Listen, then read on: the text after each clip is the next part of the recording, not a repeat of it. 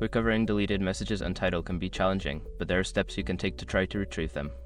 Follow this guide to explore your options. Step 1. Check the app's trash or archive.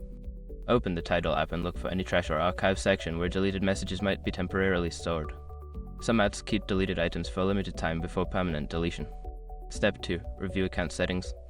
Go to your account settings within the Tidal app. Look for any options related to message history or recovery.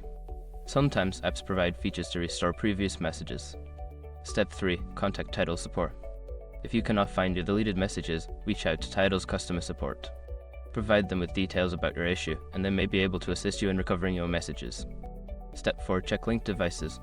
If you use Tidal on multiple devices, check if the messages are still available on another device. Sometimes, messages may not sync properly across devices, and you might find them on one of them. Step 5. Regular backups. For future prevention, consider regularly backing up your messages or using a third-party app that can save your message history. This way, you can avoid losing important messages in the future. In conclusion, while recovering deleted messages on Tidal can be tricky, following these steps may help you retrieve them or prevent future losses.